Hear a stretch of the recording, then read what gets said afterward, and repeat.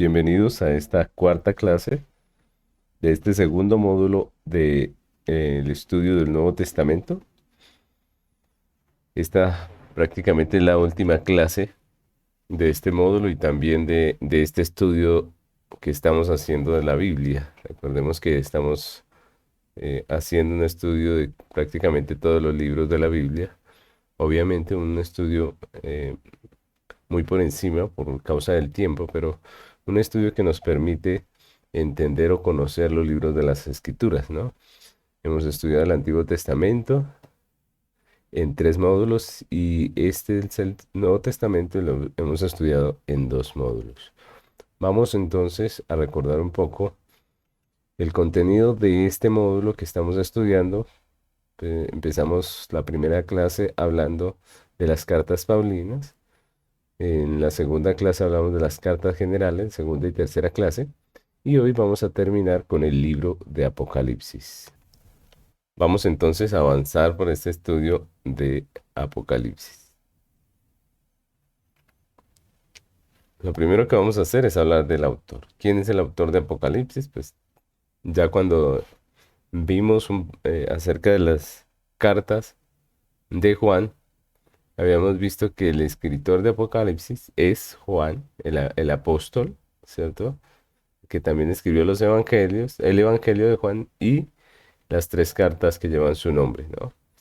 Varias fechas se han sugerido para el escrito del Apocalipsis. La más probable es entre los 90 y 96 después de Cristo, cerca del final del reinado del emperador Domiciano. Recuerden que este emperador fue uno de los emperadores crueles de Roma. No todos los emperadores romanos fueron crueles con los cristianos, pero este Domiciano sí. Aproximadamente cuando empezó su persecución contra la iglesia, es que vemos este escrito del Apocalipsis, ¿no? Esos fueron días oscuros, días de persecución, días en los cuales la iglesia sufrió mucho y días en que la iglesia requería una luz de esperanza, ¿no? Una certeza de un futuro victorioso. Y eso es lo que nos transmite Apocalipsis, ¿no? Juan escribe precisamente y nos da esa esperanza en el futuro victorioso. Este libro estaba dirigido a 7 iglesias de la provincia romana de Asia. Recordemos que anteriormente vimos que Juan trabajó en esa zona, Juan enseñó en esa zona el Evangelio en, en la provincia romana de Asia, lo que es hoy en día Turquía, ¿no? Esa zona era la zona en la que se movió Juan y por eso le escribe a esas iglesias que se situaban allí en esa zona. Leemos aquí en este texto de Apocalipsis, dice Apocalipsis 1, del 1 al 4, dice, la revelación de Jesucristo que Dios le dio para manifestar a su siervo las cosas que deben suceder pronto, y la declaró enviándola por medio de su ángel a su siervo Juan, que ha dado testimonio de la palabra de Dios y del testimonio de Jesucristo y de todas las cosas que ha visto. Bienaventurado el que lee y los que oyen las palabras de esta profecía y guardan las cosas en ella escritas, porque el tiempo está cerca.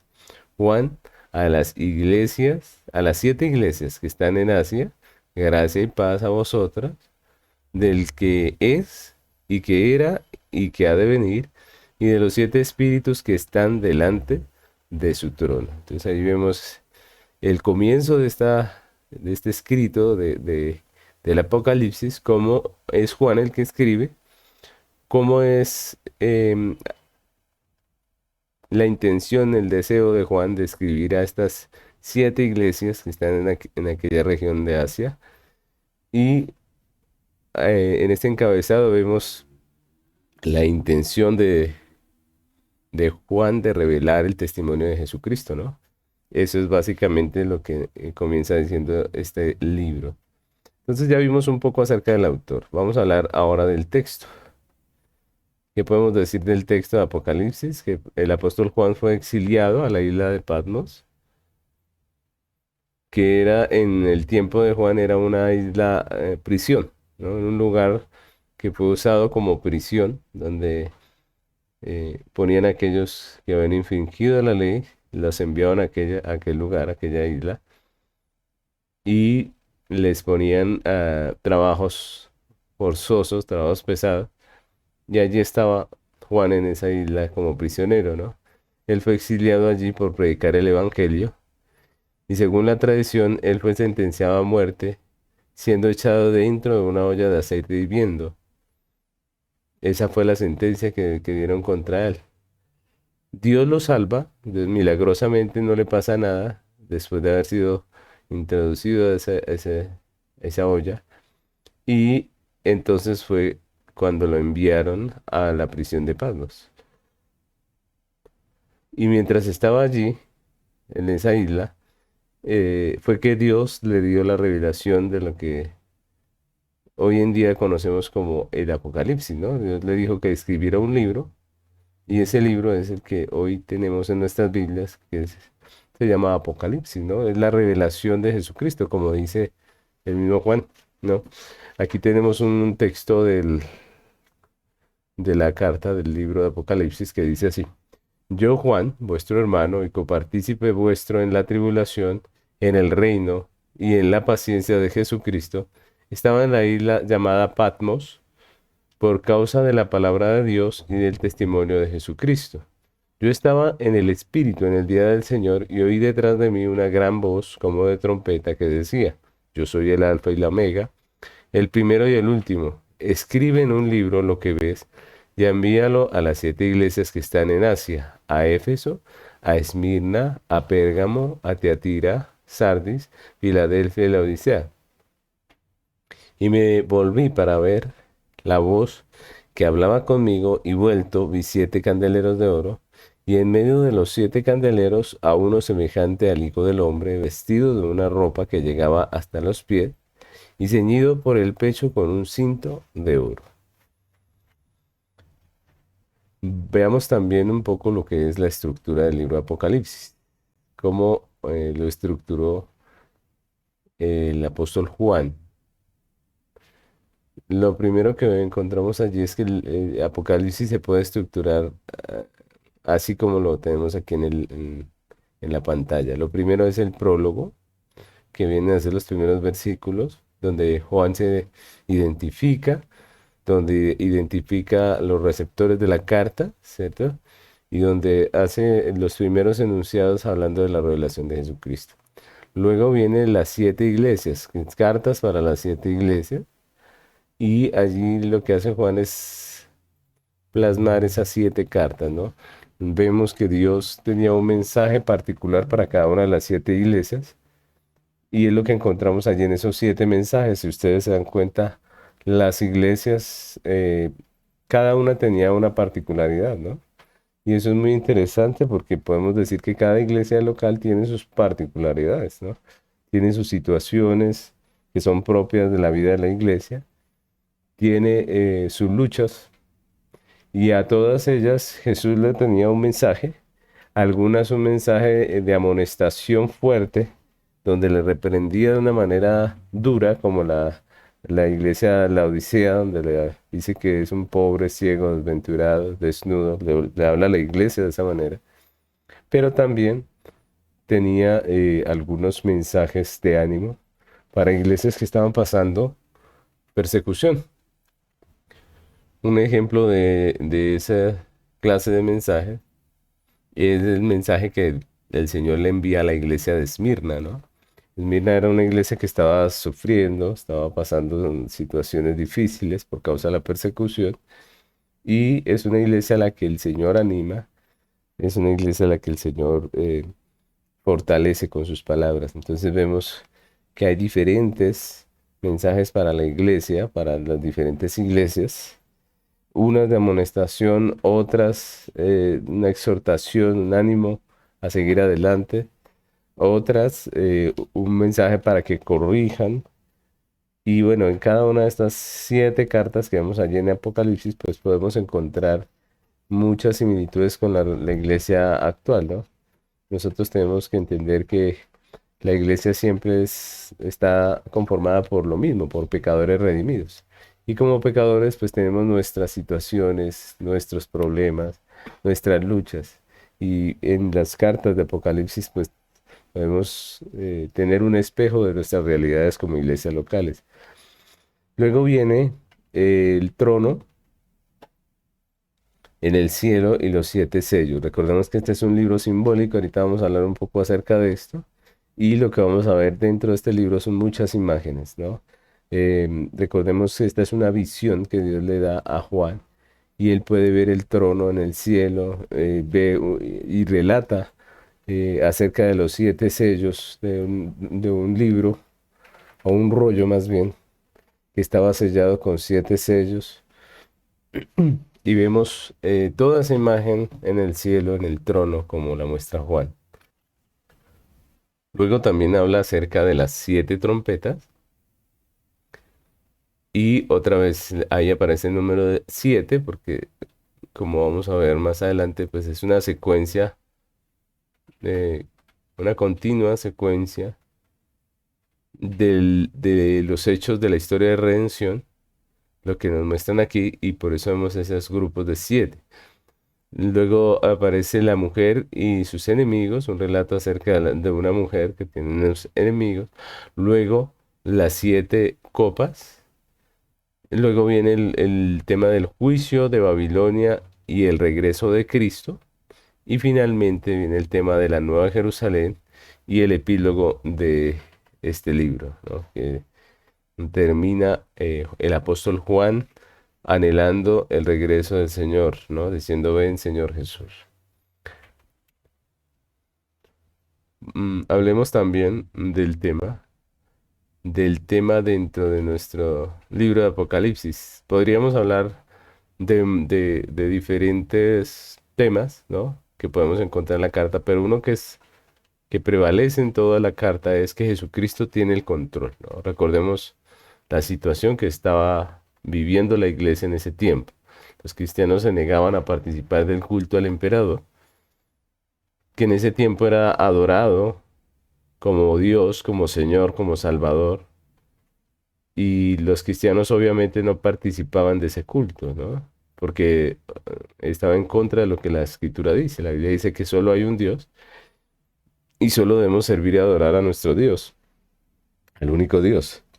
Sin embargo, pues esta actitud, como siempre, la actitud de la iglesia en rechazo al pecado, le puso en una situación desfavorable con el Estado, haciéndolo objeto de persecución y asedio y asesinato. Y eso lo vimos allí en los tiempos del Imperio Romano, cuando se levantaban emperadores crueles y emperadores que persiguieron la iglesia, ¿no? Pero pues también lo vemos hoy en día, ¿no? Hoy en día hay una creciente cultura pecaminosa en la sociedad, una aceptación, y no solo aceptación, sino defensa de muchos de los pecados y de las obras que son condenadas en las Escrituras.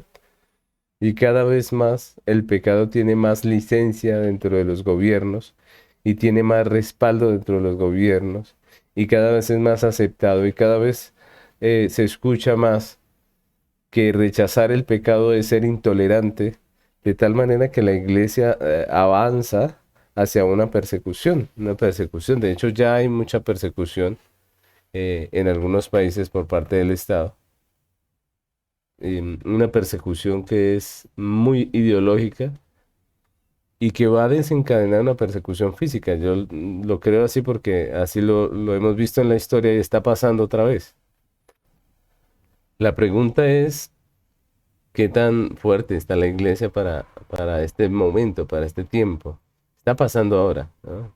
Está pasando exactamente lo que pasó aquí.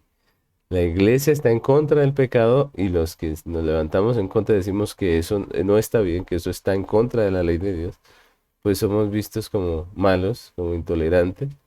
Y eso era lo que estaba pasando allí en medio eh, de estas iglesias a las que escribe Juan, en la persecución de la congregación de las iglesias cristianas. Juan escribe precisamente para consolar y animar a estos creyentes, animarles a no apartarse de su fe en Jesucristo, que es el único que es verdaderamente Dios, Señor y Salvador. Él sí es el Señor, no era el emperador, era no es o es nuestro Señor Jesucristo, el Señor, el Salvador y el Dios eterno.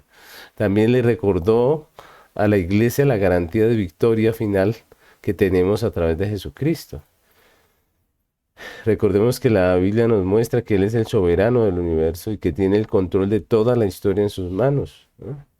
A pesar de que muchas veces las circunstancias hacen parecer que no fuese así, como que a Dios se le salió las cosas de sus manos, como que vivimos en un caos. A pesar de que las circunstancias nos muestren lo contrario, Dios siempre está en absoluto control de la historia. Aún en los momentos más difíciles de la iglesia, Dios está en control de la historia. Y aunque el pueblo de Dios sufra en este presente, en este mundo, puede estar confiado, pues la salvación de Dios le pertenece. La salvación de Dios es suya. El juicio de Dios vendrá, como dice Apocalipsis, vendrá sobre los responsables del sufrimiento de la iglesia y el pueblo de Dios vivirá triunfante por la eternidad en su Señor Jesucristo. Y eso es lo que nos muestra Apocalipsis. El Señor tiene el control. Apocalipsis está escrito en forma apocalíptica, ¿no?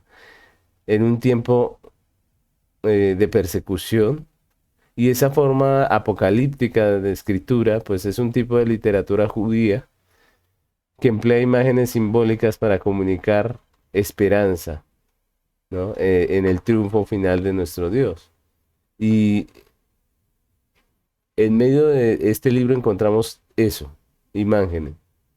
Los acontecimientos están ordenados en paralelismos progresivos, en lugar de seguir un patrón de cronología como lo que hemos visto en otros libros que nos muestra la historia a través del tiempo, por ejemplo, hablando del libro de los Hechos, ¿no? El libro de los Hechos vimos que es la historia de los apóstoles, de cómo se desenvuelve la historia de la iglesia después de que el Señor murió y resucitó y que los apóstoles quedaron aquí en la tierra, cómo Dios los usó de maneras diferentes, pero todas con el mismo propósito evangelístico. Pues esa es una historia cronológica. Apocalipsis no.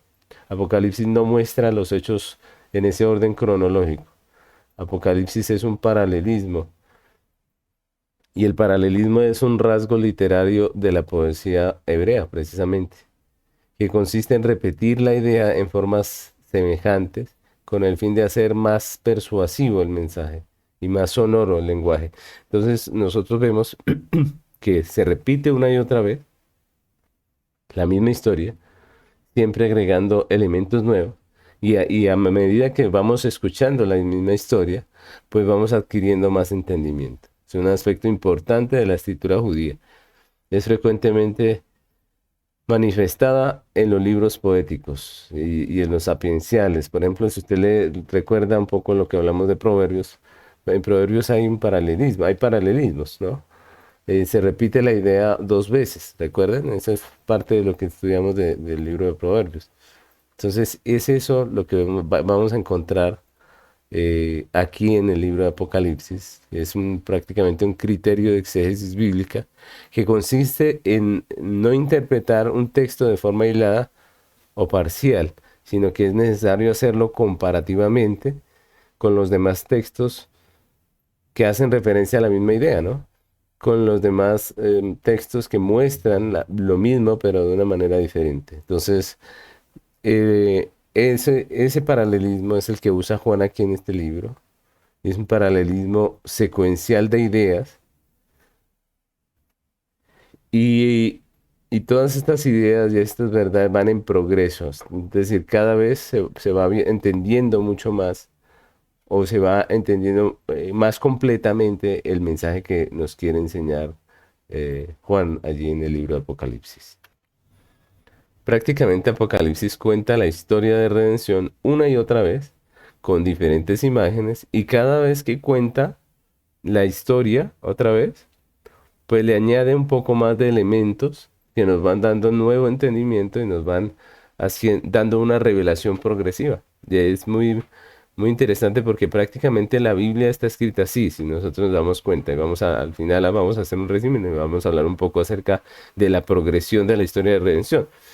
Pero el libro de Apocalipsis hace esto, esa progresión de contar la historia unos elementos, luego la vuelve a contar con más elementos, de tal manera que a medida que vamos avanzando en la historia, pues vamos aprendiendo y entendiendo mucho más la historia de redención. Tenemos aquí este texto de Apocalipsis capítulo 15, versículos del 1 al 4, y aquí vamos a ver algunas de esas imágenes de las que hemos estado hablando. Dice aquí en Apocalipsis 15:1. Vi en el cielo otra señal grande y admirable. 7 ángeles que tenían 7 plagas, las 7 plagas postreras, porque en ellas se consumaba la ira de Dios. Vi también como un mar de vidrio mezclado con fuego, y a los que habían alcanzado la victoria sobre la bestia y su imagen, y su marca, y el número de su nombre, en pie sobre el mar de vidrio, con arpas, con las arpas de Dios, y cantaban el cántico de Moisés, siervo de Dios, y el cántico del Cordero diciendo, grandes y maravillosas son tus obras, Señor Dios Todopoderoso. Justos y verdaderos son tus caminos, Rey de los santos. ¿Quién no te temerá, oh Señor, y glorificará tu nombre? Pues solo tú eres santo, por lo cual todas las naciones vendrán y te adorarán, porque tus juicios se han manifestado. Claramente vemos el simbolismo que se usa bastante, las imágenes eh, de la bestia, las imágenes de el trono, todas estas imágenes que nos hablan de lo mismo. Finalmente, la victoria de nuestro Dios, finalmente el Señor tiene el control, ¿no? Él es el que gobierna y por lo cual todas las naciones vendrán y le adorarán. Y todo esto mm, daba esperanza, daba ánimo y fortalecía a esa iglesia que estaba en una situación muy difícil y que necesitaba esa palabra de ánimo de parte del Señor. Ahora quiero que veamos un poco lo que son los énfasis. Entonces, en Apocalipsis hay varios énfasis. No voy a hablar de uno solo ni de dos.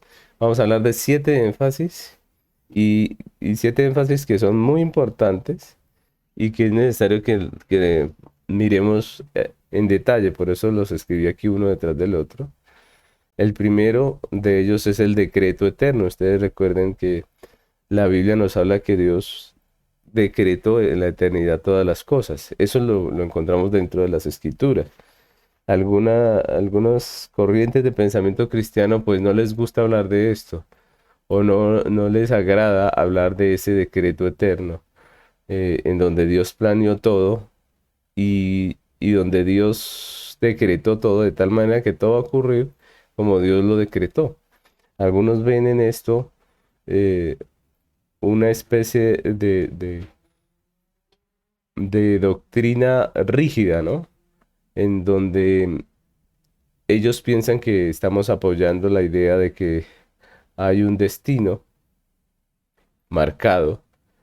eh, y entonces algunos piensan que esto no es bíblico. Sin embargo, el asunto del decreto eterno está en toda la escritura. Desde el comienzo podemos ver que ahí está en la escritura el tema del decreto eterno. Por eso lo enseñamos dentro de lo que es la teología, porque existe, está en la Biblia y no lo podemos negar. La Biblia, por ejemplo, habla que Dios predestinó a su iglesia para salvación. Eso lo dicen los textos como Efesios, como Juan. Juan en su evangelio nos deja muy claro que Dios tenía un plan y que la venida del Señor Jesucristo hacía parte de ese plan. Ustedes recuerdan la oración de Jesucristo que le llamamos nosotros la oración sacerdotal, esa oración que hizo el Señor cuando ya estaban finalizando su tiempo en esta tierra y ya tenía que morir en la cruz. Él dice en Juan 17, él hace una oración al Padre y en esa oración él manifiesta que él siguió el plan tal como Dios lo había hecho en la eternidad, que él estaba cumpliendo ese plan y que todo se había desarrollado como él lo había planeado. En Efesios, en el capítulo 1, es un compendio precioso que nos habla del decreto de Dios. Y el libro de Apocalipsis, como estamos viendo aquí, hace ese énfasis del plan de Dios, del plan eterno de redención, y cómo todas las cosas salen conforme al plan de Dios. El asunto es que Dios es soberano Y ese es un asunto que muchas veces los cristianos no les gusta admitir. Dios es soberano, nada se le escapa de su control. Él es el que tiene el poder realmente. Ah, a nosotros los hombres pecadores nos gusta tener el control. Nos gusta decir que es por causa nuestra que pasan las cosas. Pero la realidad es que la Biblia nos muestra que todo pasa por la obra de Dios, por la gracia de Dios, por su soberana voluntad. Y lo que nosotros vemos en la Biblia es eso, el decreto de Dios. Apocalipsis nos va a mostrar que las cosas van a pasar tal cual Dios las planeó. Recordemos que todo esto es una visión y prácticamente lo que le está mostrando Dios a Juan es lo que va a acontecer.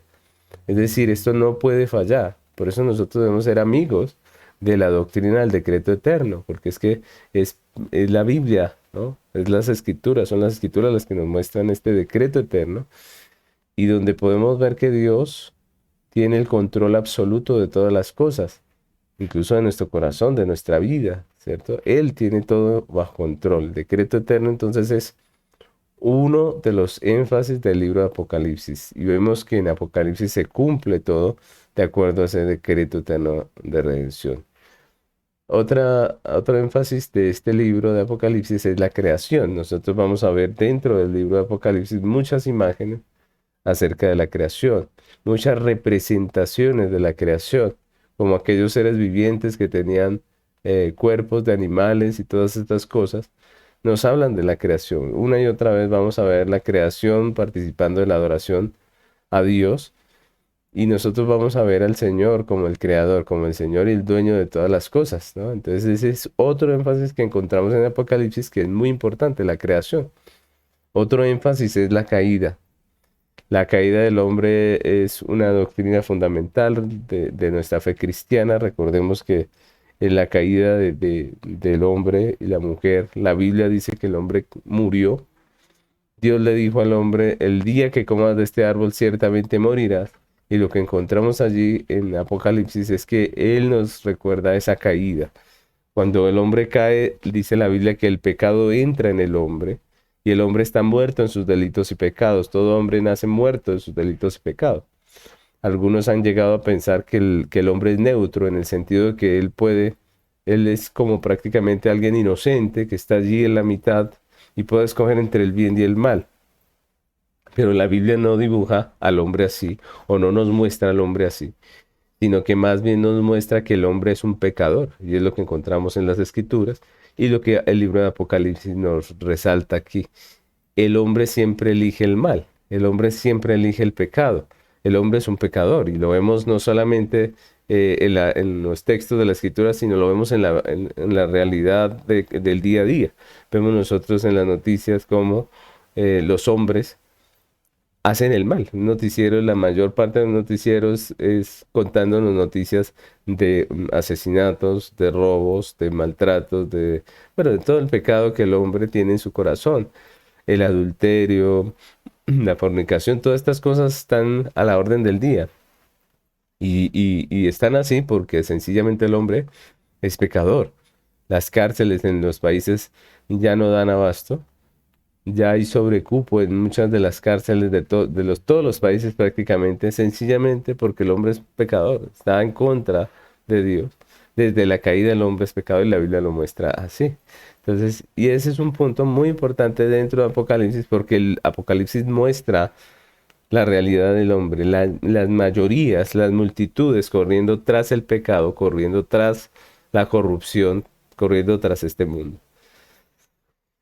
Luego también otro énfasis que nos hace el libro de Apocalipsis es la redención. Entonces recordemos, si el hombre es pecador, si el hombre está caído, como no está la Biblia, si el hombre está muerto en sus delitos y pecados, ¿cómo se puede salvar? Pues Apocalipsis nos recuerda la redención. La redención es el tema de toda la Biblia, ¿cierto? Y Apocalipsis no puede ser la excepción. El tema central de Apocalipsis es Cristo, la revelación de Jesucristo. Y en esa revelación de Jesucristo, pues lo central es el tema de la redención. Cristo nos redimió porque vino a morir en la cruz, a pagar por el pecado del hombre caído, y es el único medio de redención que tenemos. No somos salvos por obras, somos salvos únicamente a través de la obra redentora de nuestro Salvador Jesucristo. Entonces, ese también es uno de los énfasis que encontramos en la carta y vemos la figura del Cordero allí en medio de lo que nos narra Juan, cuando él habla del Cordero como inmolado, está hablando de Cristo, está hablando de su redención, ¿no? Entonces, ese tema de la redención también es fundamental dentro del libro de Apocalipsis. Otro tema que también aparece allí, que es un énfasis en este libro, es el sistema pecaminoso de este mundo, que vemos que Juan lo describe de diferentes maneras, con diferentes imágenes.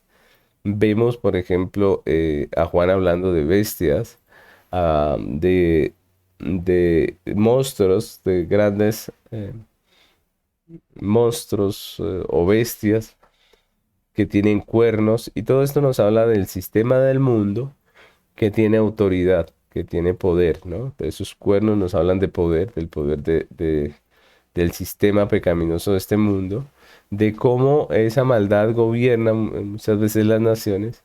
Nos muestra imágenes como el de la gran ramera de Babilonia, que es todo ese sistema comercial, todo ese sistema mm, de este mundo que está viciado por el pecado y que hace que las personas idolatren el dinero, las posesiones, las cosas, que se olviden de Dios.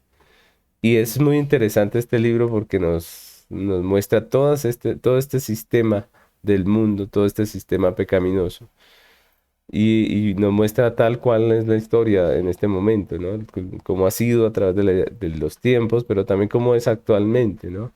Ese sistema pecaminoso gobernando el mundo, eh, violentando los valores de los cuales nos enseña la Escritura, la ley de Dios, yendo en contra de los mandamientos de Dios, el sistema pecaminoso de este mundo, rebelándose contra Dios. Y todo este sistema nos muestra el apóstol Juan que un día va a ser juzgado, que un día va a ser destruido. Todo ese sistema tiene un fin.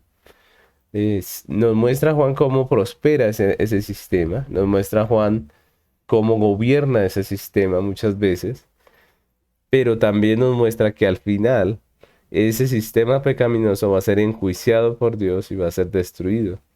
Y ahí es donde viene el otro tema, el sexto tema que es un énfasis dentro de este libro, que es el juicio de Dios, tanto en la historia como en el juicio final. En la historia Dios hace juicios. ¿No? A través de la historia Dios ha hecho juicios, grandes plagas, grandes acontecimientos que han destruido, que han arrasado naciones, que han destruido sistemas económicos, que han traído hambre. Y todas estas cosas hacen parte del juicio de Dios, porque Dios está gobernando sobre la historia. Y eso es muy importante. Nosotros debemos ver esto porque debemos orar a Dios que nos ayude a tener naciones que le teman, porque cuando una nación se empeña en rebelarse al mandamiento de Dios, pues está atesorando eso, está atesorando un juicio, está atesorando juicio en la historia. Nosotros hemos visto a través de la historia cómo Dios trae juicios y cómo ha traído juicios contra grandes potencias, grandes reinos, grandes imperios, fueron destruidos por la mano de Dios. Y vemos cómo la desgracia, las dificultades, las enfermedades, las plagas, muchas veces actuaron como juicios de Dios para determinadas naciones que se habían rebelado contra Dios. Y dentro del libro de Apocalipsis vemos muchos juicios. Y pues obviamente también vemos el juicio final.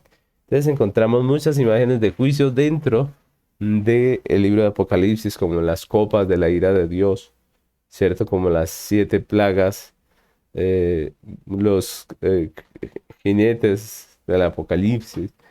Y vemos todas esas situaciones y vemos que Dios sí está gobernando, ¿no? Y eso es interesante porque algunos piensan en Dios simplemente como alguien bueno y nada más, ¿no? Como si ese fuera el único atributo de Dios. Pero la Biblia nos muestra que Dios es justo. Y si Dios es justo, pues Él recompensa a la obra del hombre. Si el hombre es pecador, pues Dios que es justo le va a dar castigo. Y es lo que encontramos en la Biblia, en Apocalipsis, pero muy seguido también dentro de nuestras realidades en el mundo. Hay personas que dicen, si Dios existe, ¿por qué pasa esto? ¿No? ¿Por qué hay desgracias en el mundo? Si Dios existe, ¿por qué hay hambrunas? ¿Por qué hay masacres y situaciones terribles en el mundo? ¿Por qué hay guerra? Pues la respuesta es porque precisamente esas cosas pasan porque Dios existe, ¿no? Si Dios no existiera, no habría justicia en esta tierra, pero como Dios existe y es un Dios justo, Él hace juicio constantemente. Él mantiene la tierra como un lugar donde se puede vivir y lo hace a través de su juicio. Muchas veces Dios ha enjuiciado naciones, enjuiciado imperios que se habían revelado a la ley de Dios y que estaban totalmente entregados al pecado. Y esa es la obra de Dios en juicio, ¿no? Y vemos esto mucho dentro del texto de Apocalipsis, en donde Dios hace juicios en medio de la historia, pero también nos habla del juicio final, el juicio final donde estaremos todos las personas delante del trono de Dios. Los libros serán abiertos, dice Apocalipsis, los libros que son los libros donde están nuestras obras, nuestra pecaminosidad, la pecaminosidad de los hombres, y pero también hablan de otro libro, ¿cierto? Otro libro que está abierto en el cielo y es el libro de la vida, ¿no? El libro de la vida. Y ese libro de la vida es donde están los nombres de aquellas personas que son redimidas por Cristo, a las que confiaron en el Señor Jesucristo y quienes han sido redimidos por la gracia de Cristo. Y el juicio prácticamente va a ser así. Es lo que nos muestra Apocalipsis. Va a ser un juicio donde las personas serán juzgadas por sus obras y pues todo aquel que se pone delante de la perfección de Dios pues va a resultar pecador. Obviamente, todos nosotros los hombres hemos pecado. De tal manera que todos los que son juzgados por esos libros, por lo que está escrito en aquellos libros, pues van a ser enviados al lago de fuego, ¿cierto? Ese es el juicio final. Y pero dice, pero los que están escritos en el libro de la vida, ellos van a ser salvos. Solamente los que están escritos en ese libro. Y la pregunta es ¿por qué, no? ¿Por qué los que están escritos en el libro de la vida sí van a ser salvos? Si ellos también son pecadores. Porque el libro de la vida nos habla de la justicia que hizo Cristo delante de Dios, que fue a la cruz para pagar por nuestros pecados. Es decir, Él ya pagó. Es lo que está, los nombres que están escritos en este libro son los nombres de aquella iglesia por las que Cristo ya pagó. Entonces ya no hay más que pagar, ya no hay más condenación porque Cristo ya pagó por su iglesia. Y eso es lo que vemos allí en el libro de la vida. En el libro de la vida están registrados aquellos nombres de los que somos iglesia del Señor. Y entonces en el día del juicio, los que estemos allí, pues vamos a salir victoriosos y vamos a heredar el reino de los cielos, no por nosotros, no por nuestras obras, porque algunos cristianos se confunden en esa parte y piensan que son sus obras las que les darán el cielo. Pero si pensamos así, entonces estaríamos negando el Evangelio. El Evangelio nos muestra que la única manera de entrar al cielo es por la obra de Cristo, ¿no? Y eso es muy importante. Nosotros como creyentes debemos tener muy claro eso. Apocalipsis solo nos muestra dos situaciones. Los que son juzgados por sus obras van a ir al infierno, sí o sí. Y los que están escritos en el libro de la vida, ellos son los que van a ser redimidos. Y la única razón por la que son enviados al reino eterno con el Padre es por la obra de Cristo. Así que nuestra confianza está en Cristo, única y exclusivamente. Y eso lo vemos dentro de el libro de Apocalipsis como un énfasis, el juicio de Dios, el juicio final. Y finalmente también tenemos el tema de la gloria de los redimidos. Y es un tema que contrasta con la situación que está viviendo la iglesia a la que escribe eh, el apóstol Juan, ¿no? El apóstol Juan está escribiendo a una iglesia que está siendo perseguida, una iglesia a la que el Estado en ese momento estaba persiguiendo violentamente, una iglesia que había sido muchas veces encarcelada, como el caso de Juan, que es el escritor. una iglesia que está pasando persecución, violencia y hasta muerte, como en el caso de la iglesia de Esmirna, a la que prácticamente habían matado a su pastor. Y lo que nosotros vemos es que en medio de toda esa situación, Juan escribe y habla a la iglesia acerca de la gloria de los redimidos, de esa gloria que nos espera. Vuelvo y repito, no por nuestras obras, no por nuestros logros, sino por la obra de Cristo. Y por eso tenemos este tema también, que es un énfasis dentro del libro de Apocalipsis. El tema de la glorificación de los redimidos, de esa gloria eterna que tendremos con Cristo. Y de estos 7 énfasis, pues podemos definir o concluir diciendo que Cristo tiene el control, ¿no? A pesar de las situaciones que tengamos en este mundo, Cristo tiene el control. No sabemos qué va a pasar más adelante con la economía, con los gobiernos, con todo esta libertinaje que se desata en el mundo y que incluso las leyes están favoreciendo. ¿Va a haber persecución? Claro que sí. ¿Vamos a tener situaciones difíciles como iglesias? Seguramente. Pero en medio de todas estas cosas debemos confiar que Dios tiene el control, que el Señor está gobernando, que finalmente Babilonia y todo ese sistema pecaminoso del mundo será enjuiciado y que nosotros los redimidos tendremos una gloria eterna con nuestro Señor. Ahora quisiera terminar, con esto terminamos el estudio de Apocalipsis, con estos énfasis. Ahora yo quisiera terminar todo el estudio que hemos estado haciendo de la Biblia. Recordemos que ya tenemos 7 módulos hablando de la Biblia, del Antiguo y del Nuevo Testamento. 7 no, 5 módulos. Y lo que quiero hacer como cierre de este tema de la Biblia, porque en medio de este estudio hemos aprendido y hemos entendido muchas cosas de las Sagradas Escrituras, pues quiero terminar con un resumen, el resumen de lo que es la Biblia. Y quisiera que nosotros prestásemos atención a esta parte porque es un resumen muy útil para nosotros para tener claro qué es la palabra de Dios. Entonces podemos decir que la Biblia es la historia de la redención. Eso es lo que es la Biblia. Algunos han querido tomar la Biblia como un libro de finanzas o un libro de salud o un libro de muchas cosas, ¿no?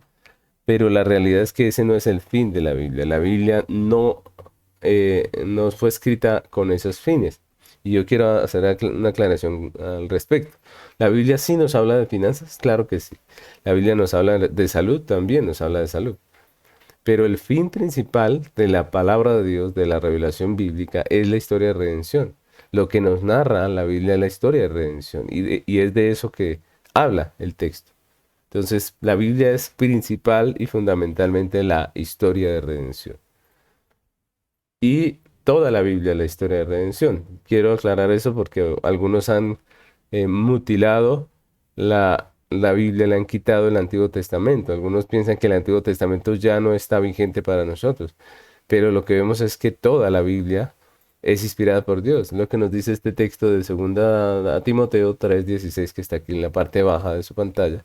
Dice, toda la escritura es inspirada por Dios y útil para enseñar, para redarguir, para corregir, para instruir en justicia, a fin de que el hombre de Dios sea perfecto, enteramente preparado para toda buena obra.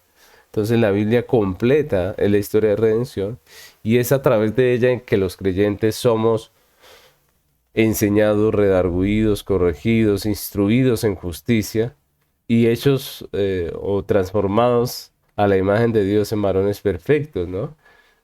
Obviamente es una obra que Dios está haciendo aquí en esta tierra, en nuestro corazón, que no se va a completar en esta tierra, pero que es la manera en que Dios lo está haciendo. Dios está perfeccionando su obra en nosotros a través de la escritura. Y cuando este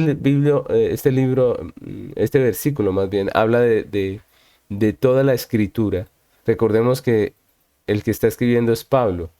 Y en el tiempo del apóstol Pablo, el Nuevo Testamento no estaba completo. Recordemos que el Nuevo Testamento no se había completado. De hecho, Pablo está escribiendo parte del Nuevo Testamento Y lo que nos está diciendo este texto es que toda la escritura es inspirada por Dios, hablando del Antiguo Testamento. Obviamente también del Nuevo, pero básicamente del Antiguo. ¿Por qué quiero hacer este énfasis con el Antiguo? Porque es que algunos han quitado el Antiguo o han menospreciado el Antiguo Testamento diciendo como que esto ya no nos compete, pero la Biblia es la Biblia completa. No podemos quitarle una parte y decir que esa es la revelación de Dios. No, la Biblia es la Biblia completa. Toda la Biblia es inspirada por Dios. Y la Biblia es el libro de Dios, su revelación. Y todo el libro es una misma cosa, la historia de redención. Dios en la eternidad, por su soberana gracia, por medio de Cristo, decide redimir un pueblo para sí, de en medio de la humanidad que había caído en pecado, y lo hace a través del pacto eterno de redención. Entonces miren que esto, estamos hablando de un pacto eterno que Dios hace, en donde este pacto empieza antes incluso de la caída del hombre, ¿cierto? Y es un pacto donde Dios elige un pueblo para sí. Y en lo que pasa a través de la historia es el desarrollo de ese plan de redención. Lo que vemos, el pecado del hombre, em, todo lo que son las imágenes del Antiguo Testamento, todo eso hace parte de ese plan. Así que las buenas nuevas de ese pacto que Dios hace en la eternidad, pues son comunicadas desde el principio, desde el Génesis. Y eso es a lo que llamamos el Evangelio. Entonces el Evangelio no está simplemente en el Nuevo Testamento como algunos han querido enseñar. El Evangelio está en toda la Biblia. Desde Génesis podemos ver el Evangelio. Cuando Dios habla acerca de que la simiente de la mujer aplastaría la cabeza de la simiente de la serpiente, estaba mostrándonos un protoevangelio, un evangelio temprano, y nos está hablando del evangelio. Eh, el tabernáculo nos habla del evangelio, el cordero del sacrificio nos habla del evangelio, todo este es el evangelio en el Antiguo Testamento. Entonces, esa historia de redención comienza con la creación, avanza hacia la caída con sus consecuencias y continúa con la redención en Cristo y termina con la consumación y el regreso de nuestro Señor. Durante todo ese tiempo, el pacto de Dios se desarrolló de forma progresiva. Nosotros vemos ese pequeño dibujo que puse allá arriba, en la parte de arriba. Vemos prácticamente una línea que nos habla acerca de toda la historia de redención, el Antiguo Testamento, el Nuevo Testamento y la eternidad.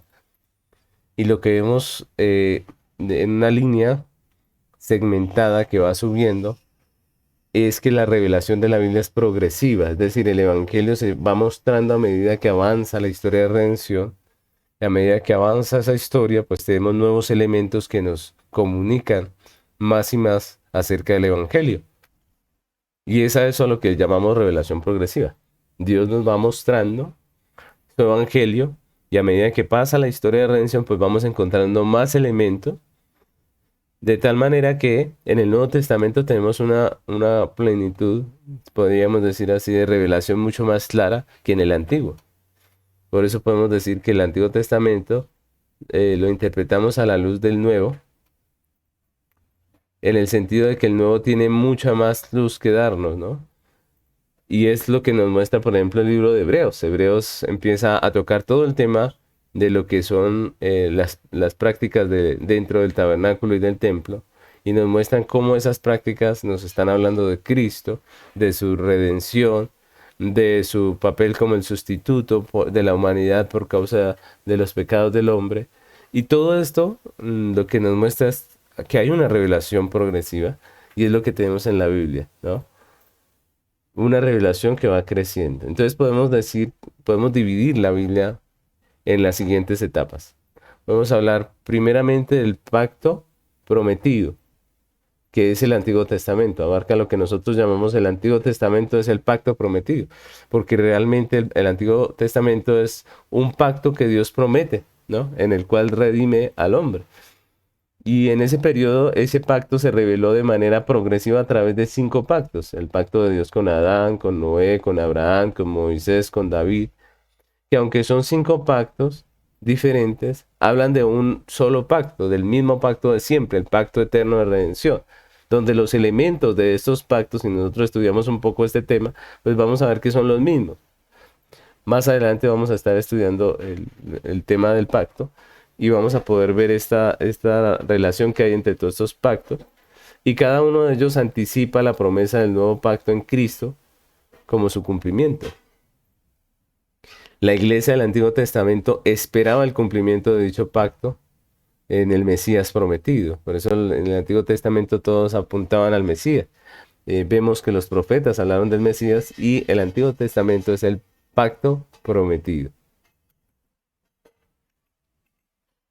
Luego vemos nosotros allí el pacto cumplido, que es la segunda parte de la Biblia, que sería el Nuevo Testamento, lo que llamamos el Nuevo Testamento. En este pacto cumplido, pues podemos decir que abarca el tiempo desde la encarnación de Cristo, que es cuando el pacto se cumple, hasta su regreso. El Mesías esperado llegó en Cristo, el sacrificio perfecto se ofreció por los pecados de los creyentes de todos los tiempos, y se cumplió lo que el Antiguo Testamento prometía, de tal manera que hablamos del nuevo pacto.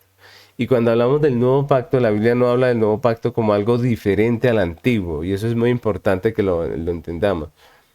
Porque algunos piensan que el nuevo pacto quiere decir que es algo totalmente diferente al antiguo, pero no es así, porque la Biblia nos muestra que el nuevo pacto es el cumplimiento del antiguo pacto, ¿cierto?